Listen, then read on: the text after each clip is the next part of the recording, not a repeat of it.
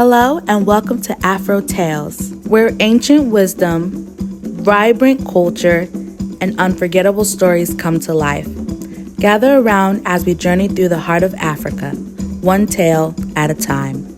Let the story begin. They always said love in high school is fleeting. Puppy love, a distraction, a game. But what if it wasn't just love that crept into your heart? What if it was something darker? This is a story of Ayana and Kweku, two students at Nyanda High School, a boarding school nestled deep in the green hills of Kenya's central province. To outsiders, Nyanda looked like any other old colonial-era boarding school.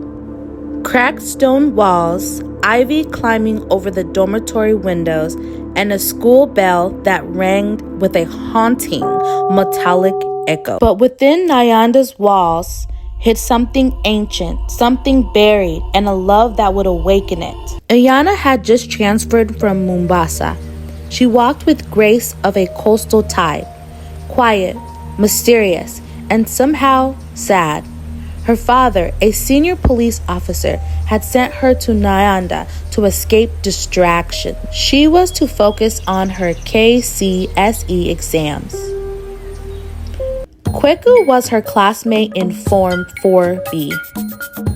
He was charming in a rugged way, always sketching, always scribbling things in a black notebook no one was allowed to read. A bit of a loner, but with eyes that burned with curiosity and a strange kind of knowing. Their first interaction happened during lecture class. Mr. Mwango had asked them to pair up and analyze a book called The River Between by Inyangi Nwongo. Anaya, not knowing anything yet, ended up with Kweku. "Do you believe in spirits?" she asked suddenly during their discussion.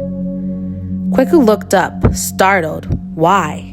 "Because I feel something is watching us in this class." The students whispered about Form 4B.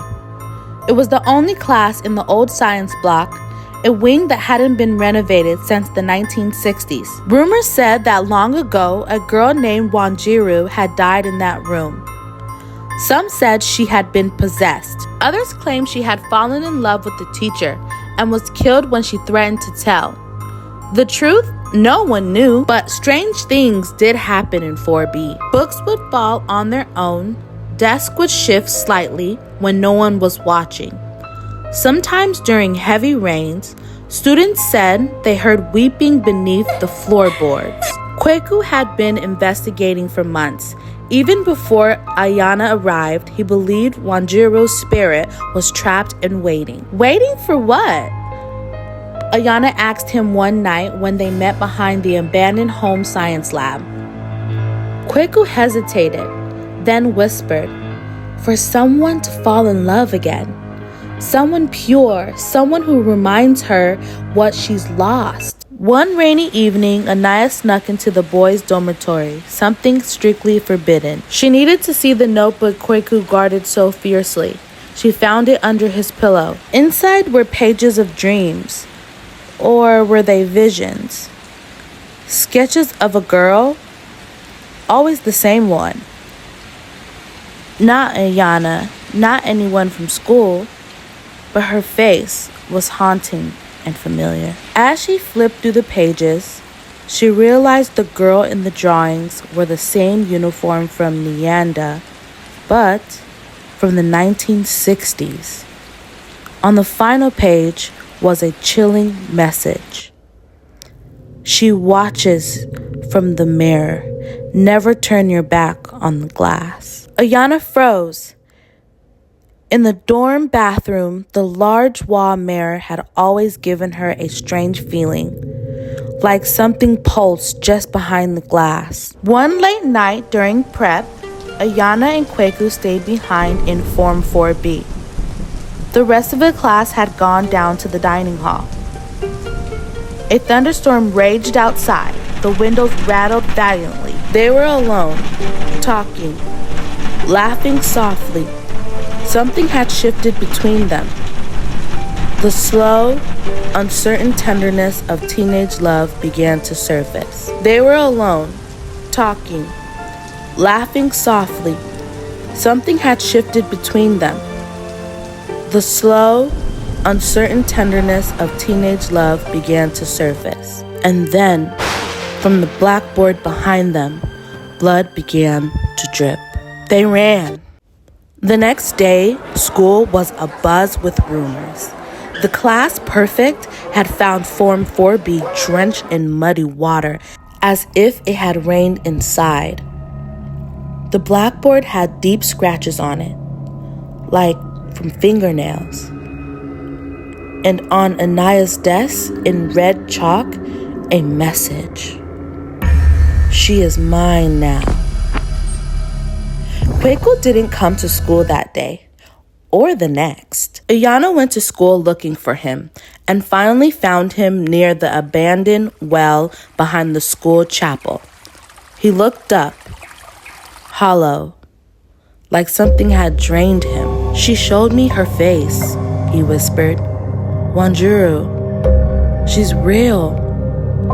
She wants you because you love me.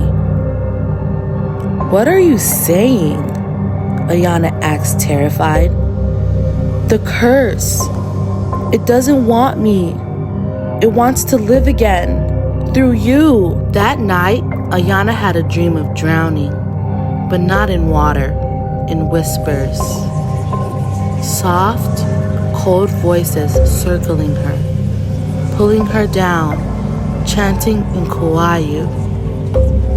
Rundi, Nambini, Rumdi, Nambini, come home, come home. Desperate, Ayana contacted her grandmother, a retired medicine woman. The old woman came to Nyanda posing as a cleaner, carrying small grude and bundle of secret herbs. They broke into Form 4B at midnight. The air was thick with decay. Ayana, holding the grude, stood before the class mirror. Call her, the grandmother instructed. Ayana whispered, Wanjuru. The mirror rippled. A face appeared, pale, broken, eyes full of longing and rage. Why did you leave me? The ghost moaned. We were the same, alone, in love, betrayed. Kwaku stepped forward. She's not yours. The mirror shattered. A force flung them back. Ayana woke up hours later outside in the grass. The sun was rising. Kwaku lay beside her, unconscious but alive. The classroom? Burned from inside, nothing left but ash. Ayana graduated and left Nyanda behind. She moved back to Mombasa and never returned to the hills.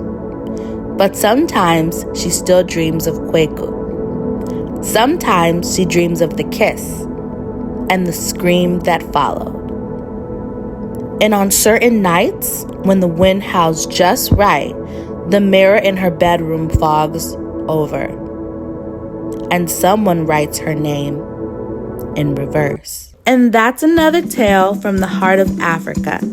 If you're feeling the vibes, hit the like button, subscribe, and drop a comment with your favorite part. New stories drop every week. Don't miss out. And again, thank you for watching Afro Tales.